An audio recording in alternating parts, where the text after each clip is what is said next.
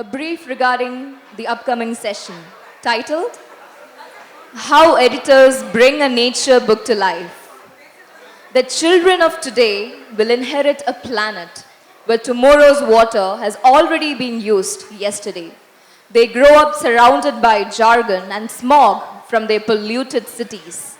Can they make a difference to the environment when even the heads of the states struggle? Thankfully, editors and publishers of kids' literature believe that they can.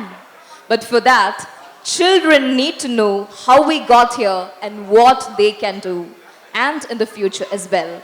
With that being said, let me take the privilege of inviting the moderator for this session, none other than Ms. Aparna Karthikeyan. Ladies and gentlemen, can we please have a huge round of applause for Ms. Aparna Karthikeyan, who is an independent author and journalist. Over to you, ma'am.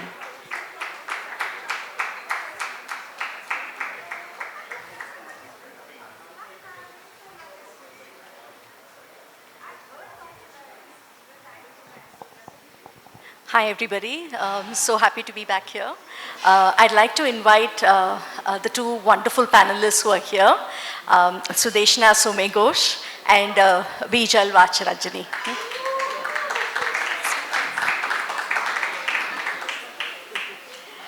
Just a quick introduction of the two of them.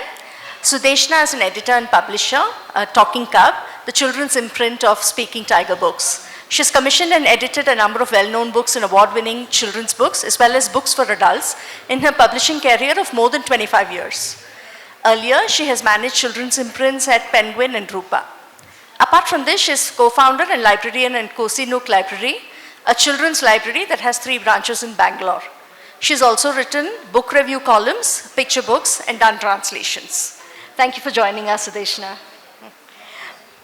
When Bijal is not reading a children's book, she's writing or editing one.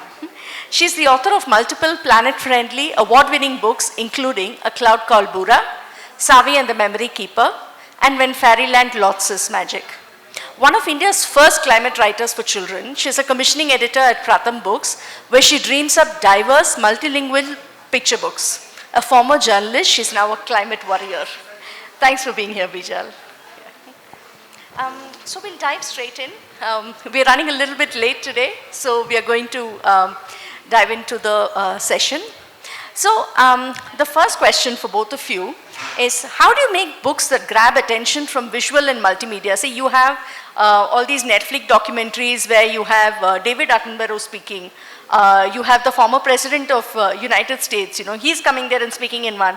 And it's very hard to kind of, get children to read a book when you have these kind of green stuff happening on television, streamed straight to your rooms. How do you do it?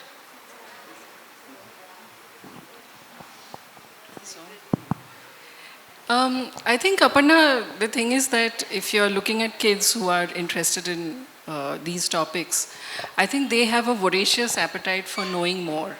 So in that case, if there is a kid who is very interested in a nature documentary and whatever David Attenborough is producing or, talking about, that child will also be interested in finding out, in going into greater depth through a book, which is also what is, the great thing about a book is that, it is also more permanent. It's there whenever you need it, whenever you want to thumb through the book and look up, something that, you read about once, but, you don't have to just go to that documentary and look it up. So I think it is the eternal debate that we are always having in children's literature about how do you get kids to move away from the screen and into books. But I think in this case, they sort of kind of can go together and feed into each other's, positive aspects. Right. If television has Attenborough, Kidlit has Rajiv Ipe and Priya Korean, we have our heroes who are fabulous. Adding to what Sudeshna said, I think books have their own special place because, and we talk about this a lot, right? When a book's adapted into a film, it means a lot more money for the creators, so yay. But it also means that, we always have these debates saying, oh, that's not how I imagined Percy Jackson would look. Or, in my head, Voldemort was kind of like this. Right. And that's when you realize that books have that special space to help a child imagine. Right. And give wings to her imagination. And in a world where you're constantly getting media shoved at you almost, I think these quiet spaces will be the ones that will take children to become radical thinkers. Amazing. Thank you. Thank you so much for that. The next question is really to both of you, particularly, when you are writing a climate-related book, you have fact that is usually stranger than fiction now, right? Like you can't dream up the kind of doom scenarios that we are living through, right? Like you actually write a fiction about this and somebody is going to say like, listen, that just can't happen, right? Because we can control the world, but the world cannot be controlled now, right? Things are just happening. So in times of, climate emergency, what we are living through now, do you think, do you want to make the books more real and more scary? Or, less real and soothing for children? What would you do? I have been, there's that one Friends episode where these kids come running to Phoebe and say that, where's the truth teller? So I kind of feel like, as a person who writes green books, I do want to tell the truth about the climate crisis, about what's happening to wildlife today, all of that. And like you said, you can't even imagine the worlds we are writing for. When I wrote A Cloud Called Bhura, which Sudeshna published, the maximum AQI I wrote in 2017 was 400. It went up to 400. And the year the book came out in 2019, it went up to 900 in Delhi. And I was just like, oh, the real world is scarier. So I think the fact is that while you're doing this, you also realize that these are the things that children will see and they turn to books to unpack this. That same year, I was at Buckaroo, and some of you might have heard the story before, but I was doing a session with A Cloud Called Bhura, and it's about a brown cloud of pollution that comes and hovers on top of Mumbai. And this boy came to me and he said, I read your book, and one of the reasons I got it was because I have asthma. And this year, when the AQI went up, I had to leave town. And my parents took me, and I missed school, I missed my friends, and he said, you tell me, how is it fair? And I think that's where books really give you that space to let children see this, what's happening. So I think it has to be truthful, for sure, it has to be honest. And children's books have always been that. And I don't think we've ever held back, whether you look at fairy tales, whether you look at Lemony Snickets, we've never really held back. Right. Because children's imaginations also allow you to do that. Right. But I think what's important in this is to give them hope. Right. And that's how I think I write, at least. Lovely. So this is for you, Sudeshna. How have green books on hard topics been received? Plus, books are supposed to educate, entertain, inspire, and make us better people. Isn't that a hard thing to do, for every single book to perform on all those parameters? What do you think about that? I think, taking the second questions first, I don't think every book has to educate, but they definitely have to be entertaining, compelling, reason for a child to pick up the book.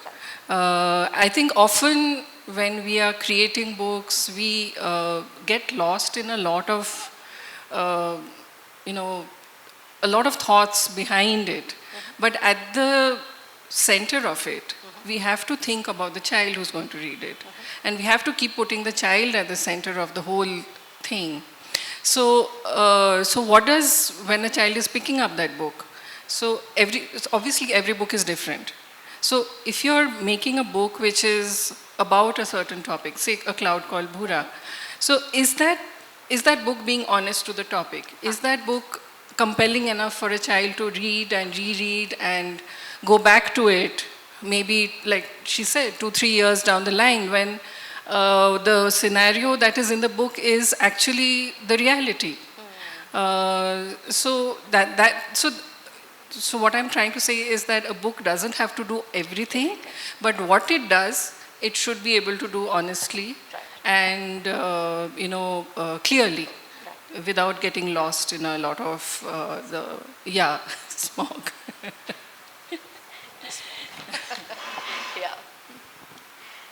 So there is so much misinformation and outright denial about the planet, and especially about climate crisis.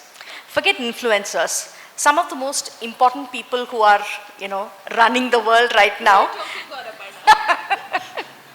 they go out of the way, to rubbish the idea of a warming planet.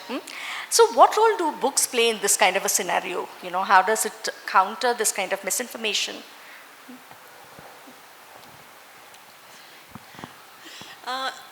I recently came across this new understanding of what we are doing in terms of green books. It was a call out by some academic thing, so I was trying to unpack it, but what really fascinated me, it used the word weather heritage. And it made me think that it is true that one of the things that we will leave to our future generations, along with our genes and wealth and all of that, is a certain kind of climate, right? And which means that weather does become our heritage, which we need to preserve. And I think books become an archive. Right. And for us, they are like the tree rings, right? Like you can go back to them and you can see what the weather was like at a certain time. And at this point of time, I think it's very crucial that writers, illustrators, editors, art directors, and all start thinking about the times we live in. Because, when there is a forest fire, the tree rings tell you that there was a forest fire at that point. I think books have got to do the same thing. They've got to preserve that moment of history for future generations. So to me, I think that is something books need to do. They need to be able to be that clear voice at that point of time. But also, like what Sudeshna said, at the end of the day, it needs to be a book that a child picks up and wants to read. Because, oh my God, let's not keep saying things like, don't do this. Because really, I think we do a big disservice to what we do as green people. We want children to imagine better and not be instructed with these stories. Yeah, I think, at any point in the history of the world, books have been a political act. Whether you're writing a book or publishing a book, it is an act of standing with certain ideas. While in history that idea may have changed, in this day and age, one of those ideas is the state of the climate, the state of the planet. And that is something that we have to recognize. And there have always been people who have denied certain incidents, aspects that are happening in history, where books and writers have spoken up against it. And I mean, we should look at it in the same way, that whether it is for adults or especially for children, it is a political act that we have to stand by with. Thank you. That's beautiful. And I think, weather heritage, that's a beautiful, idea to keep in mind. So this is for both of you. What has been the toughest book you've written, commissioned, or edited? And why? Could you also add a bit about the illustrations for kids' books in the same... I was trying to think about it, but I'm really sorry. I can't think of anything which has been so tough that it's like, stayed, it's like top of my mind. There are certain topics that when you see in a book, you wonder how the author is actually going to, run with this topic. Those books go through a certain process of ideating and then writing and rewriting and editing and all of that. But I don't think that's tough. I think that's the joy of publishing. So I've just been, I feel very lucky to have worked with some really great writers who've written on nature, like Bijal, Ranjit, Lal, Zai Whitaker. You know, they are people who, each time when I read their books, I am like telling people around me, Acha, did you know this? Did you like, you know? So I am as fascinated and as, you know, joyful when I'm reading or editing their books. And yeah, so I'm sorry for the non-answer, but... That's totally fine, I think I'll combine this with one book, the picture book makers here, Kanato Jimo. And this book is called Afo and I. And it's about this boy who's going home from school and he has to go home early because his sister is leaving this village to go to the big town. And as he goes home, you see the forest he cuts through. As he's cutting through the forest, you can see that there's a dry riverbed. There's a JCB cutting the heart of the mountain. There's urbanization eating at the corners of his village. And then as the boy walks, he starts thinking about his childhood and his sister. And then he makes peace with her decision. And he also thinks at some point, I will go. And when you read the book, it's got what, must have some 200 words or something. But the illustrations tell the whole story. We actually worked with Azim Premji University, who gave us a grant on that. Their scientists helped us look at some of the data and statistics and gave us some advice on what the villages changes are happening, what is the migration situation. So all of that, Kanato then repurposed and relooked at the illustrations to tell the story. And one of my favorite bits is that is like this boy at one point goes and picks up for some wildflowers for his sister. And you realize that that's his way of reminding her that he's there at home. Wow. So I think that to me was one of those difficult books, but when it was out, it was absolutely worth it. And Kanato's right here. So... Thank you. What's your personal favorite from the books you worked on? Maybe this Sudeshna will tell us. Although it puts you in a spot with several of your authors here, I guess. And if you could commission and edit one book that you absolutely believe every child should read, let's say about the environment, what would it be on? I'll pitch this to you.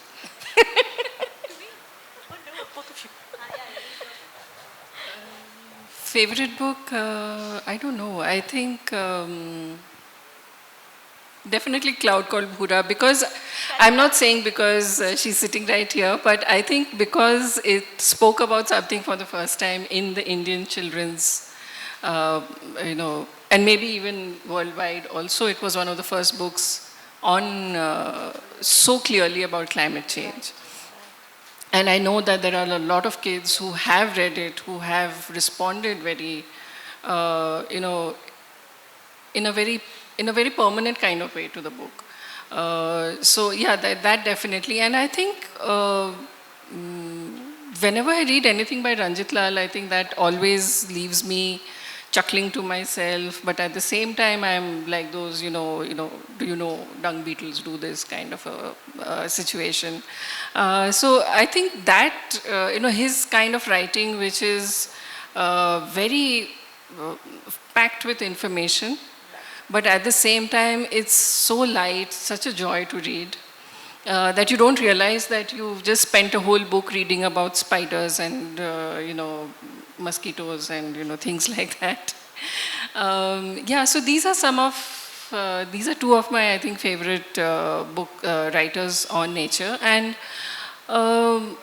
if I had to commission one, I would say that I think that I would love to commission a non-fiction book on climate, which is not heavy, but which is full of facts, but also is, you know, gives a very true picture of what is happening, but is at the same time, I'm saying this because I see that a lot of kids get a lot of information from various sources, but it's difficult to get a book that says it all in one place. So I think a non-fiction book is something that I would really like to see out there. Amazing. Sending a proposal now, yeah. Uh, I must tell you also that when we sent out a cloud called Bhura to publishers, there were publishers who didn't accept it because they were just like, really, climate change, like, do children need to know about it? And which is why I'm always grateful to Talking Cub and Sudeshna, because they were very brave enough to back a fairly political book. I think one of the things that I want to, and I feel like I've kind of done it, is like, every time I go into classrooms, and I'm sure all of you who work with children have seen this, there's always you'll go on Earth Day, which is when I'm very popular. They'll be like, oh, let me pledge to not use plastic. We will pledge to walk to school and all. All I want to hear is them to go out and hug a tree. I just want that. I want them to fall in love with nature. And once you have that, you're going to raise a generation of kids who are going to grow up and vote green. So which is why I think Hello Sun by Raji Vaip, who's also here, to me, it's that book that just makes me happy. It makes you feel like greeting every single denizen of this earth with a joyful hello, a namaste, a salam. And I think that introduction to this wild, wonderful world is something that I think I want to keep doing. Just make kids fall in love with the planet. Move over Yash Chopra, you've got Raji Vaip.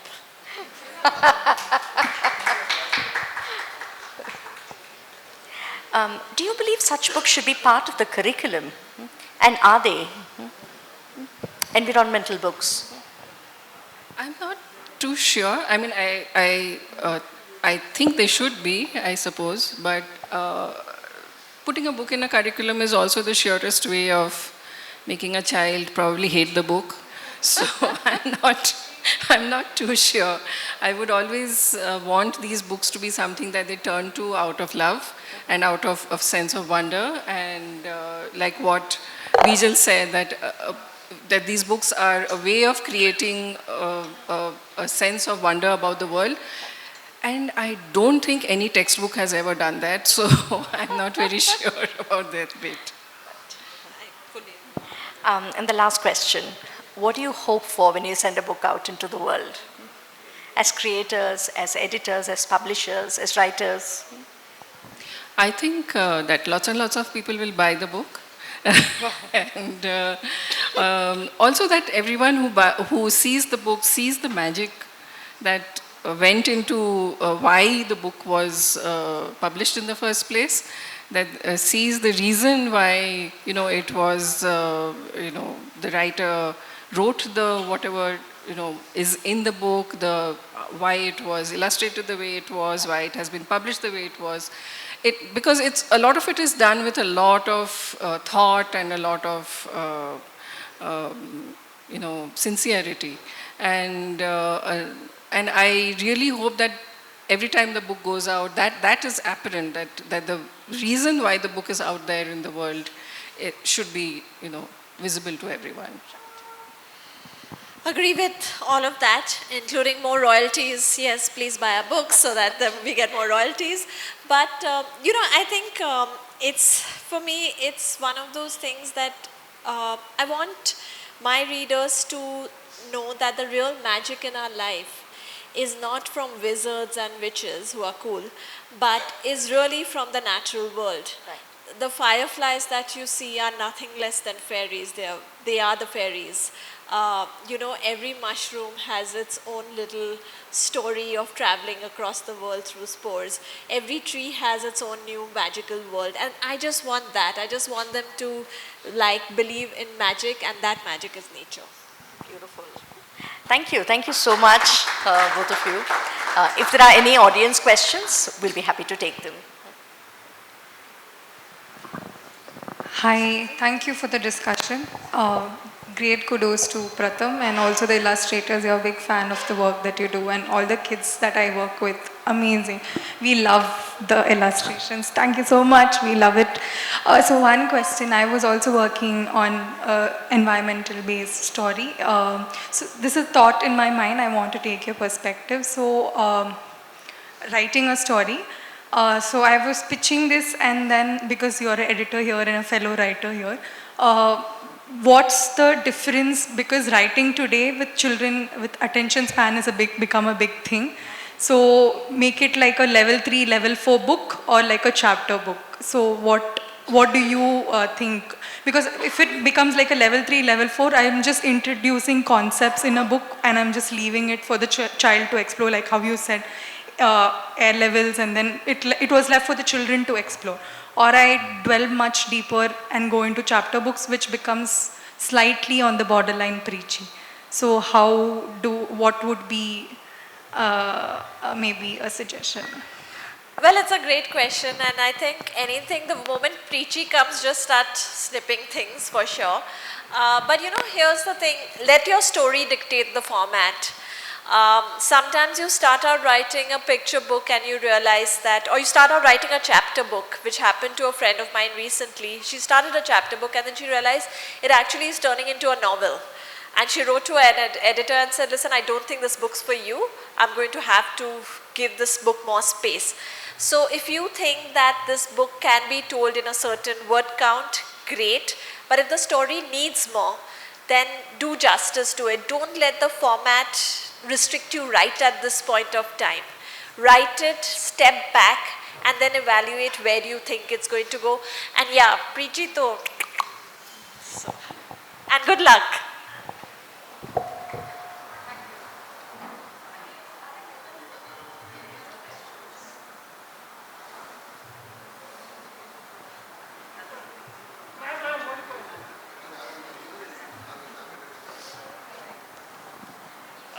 I think I don't agree with the madam that it should not come into the students' curriculum. Maybe all these concepts or the chapters should be included in the curriculum, wherein they'll get a tip of the book also. So you just give an introduction in the curriculum, wherein it leads to them to think more on the subject and take them to those books which are really you have published. Maybe that concept note or something should be introduced in the curriculum.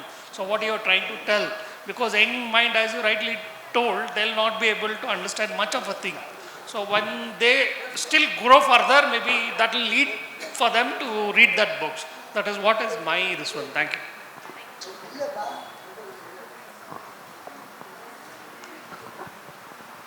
Yeah. So on the climate side, nature or anywhere, we usually find two parties: climate deniers or those who are trying to protect the climate. Right, in the middle of the discussion you have mentioned about this as well. So usually young minds, they are very pliable, like they are very flexible and can be easily molded. But when some people, like these two parties, are debating, like they are the ones who are telling the fact, the other group is telling lies. So how do you differentiate that in your books, and how can the children identify which is really fact and which is a fake fact? Well, actually in Bhura, I have a little play on that. There are twin scientists, and one's a climate denier and one is a climate scientist. And there's a lot of stuff that happens which you have to read the book to find out. But like, for instance, she's even 3% shorter than her, because at that point of time it was 97% consensus of scientists. So there were all of these plays thing we had done. But that's what Sudeshna was saying, which is why a non-fiction book about this, which talks about facts and brings you actually unpacks all of this for you as a reader. And I think if a child will get it, definitely, that's why I think children books are amazing, because if children are the smartest, so once you talk to them, the adults will get it if they read the same thing. So I think non-fiction is a great way of actually tackling a lot of this sometimes, but...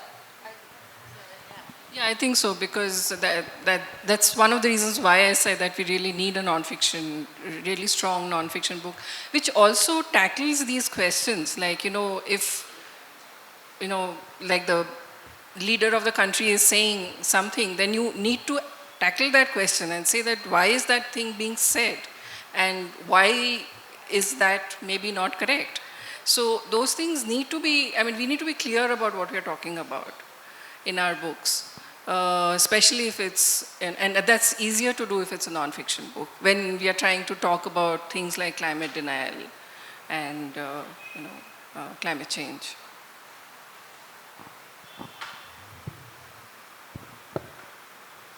Well, thank you so much. With this, we are winding up the last session here. And I'm so sure the audience will agree with me when I say we couldn't have asked for better panelists for this one. And now let me take the honor of inviting Mr. Rajan Mehta. Please to join us right here on the dais. He's an author, Backstage Climate, the science and politics behind climate change, and founder, Climate Ventures partner, and Climate Labs. We have a token of appreciation on behalf of Green Literature Festival. I request you to present it to our panelists.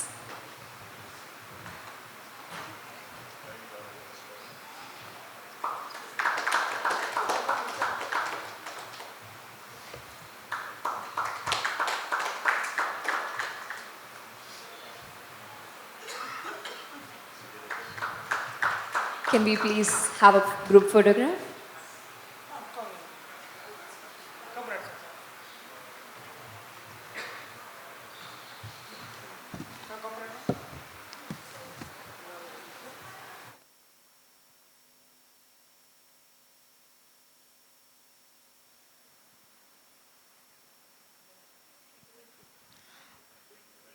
Once again, thank you so much for that engaging session.